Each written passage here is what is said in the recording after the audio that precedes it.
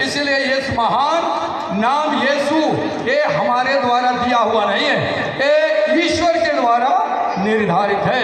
इसलिए वह रिश्ता मजबूत करने के लिए पुनः आए और उन्होंने कहा, हम लोग पढ़ते हैं यूहन्ना रचित सुसमाचार अध्याय 15 पद संख्या 4 में कहता है, मैं तुझ में हूँ और तुम मुझ में हो।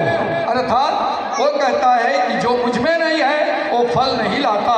इसमें पद संख्या 5 में स्पष्ट कहता है, मैं दाख लाता हूँ तुम डालियाँ, जो मुझ में रहता है और मैं जिसमें रहता हूँ वही बहुत फलता है। अंत में कहता है, मुझसे अलग रहकर तुम कुछ भी नहीं कर सकते। ये हमारा रिश्ता है। इसलिए ईश्वर ने रिश्ते बनाने के लिए जो आखिरी कदम था, नबियों को भेजने के बाद उन्होंने अपने पुत्र को भेजा। और क्यों भेजा? क्योंकि हम जानते हैं जहाँ रिश्ता बन जाता है प्यार उत्पन्न हो जाता है, और प्यार की कोई सीमा नहीं। सोचिए, पिता परमेश्वर ने हम लोगों को इतना प्यार किया कि हर हद को पार कर दिया। प्यार के खातिर अपने पुत्र को गौशाले तक पहुंचा दिया, और प्यार के खातिर उन्होंने अपने बेटे को क्रूस पर लटका दिया। ये प्यार के खातिर है, क्योंकि जहाँ रिश्ता होता है, जहाँ रिश्ता मजबूत होता है, हम भी हद पर कर देते हैं। लेकिन हमारे प्रभु यीशु ख्रिस्त अपने पिता की आज्ञाओं को पूरा किया।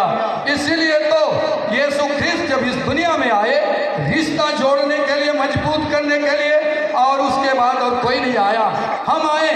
इसलिए उन्होंने हमारे संदेश दिया।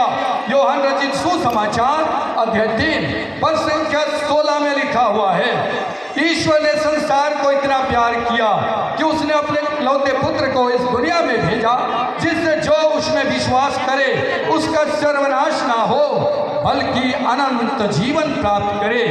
इसलिए तो यीशु ख्रिस्त ने पुनः हम लोगों को सतर्क करते हुए कहते हैं कि रिश्ता कभी मत तोड़ो। अगर रिश्ता तोड़ दोगे तो मुझसे अलग हो जाओगे और सूख जाओगे। इसलिए यूहन्ना रचित सुसमाचार अध्याय 15 पद संख्या 7 कहता है, तुम मुझ में रहो और मेरी शिक्षा तुम में बनी रहे। जो मांगो तुम्हारे लिए दिया जाएगा।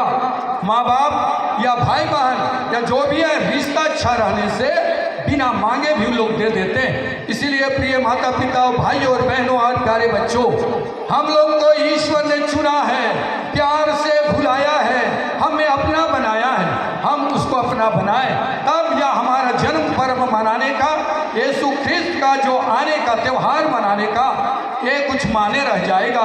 केवल हमको यही संदेश देना है लोगों को, क्योंकि यीशु ख्रिस्त ने चुनकर ऐसा ही नहीं छोड़ा, उन्होंने हमको एक दिए की तरह जला के और गए हैं। इसलिए मत्ती रचित सुसमाचार अध्याय 5 पद संख्या 14 में वो कहते हैं, तुम संसार की ज्योति हो, मैंने जलाया है। क्योंकि उसने कहा है, मैं ज्योति बनकर आया, ऐसा ही नहीं जाऊंगा, तुम तो मैं ज्योति बनाता, तुम संसार की ज्योति हो।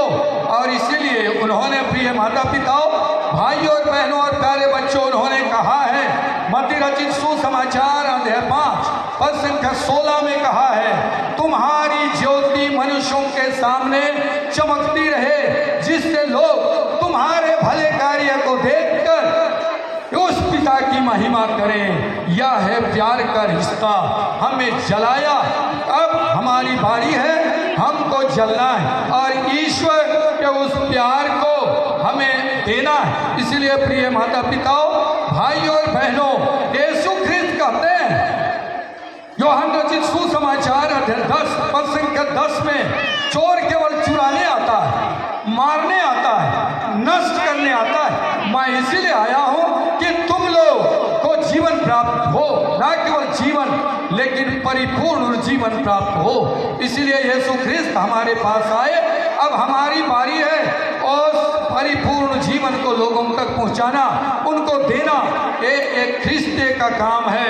इसलिए प्रिय माता पिताओं, भाइयों और बहनों और प्यारे बच्चों, हम लोगों को याद करना है कि यीशु ख्रिस्त जीवन देने आए।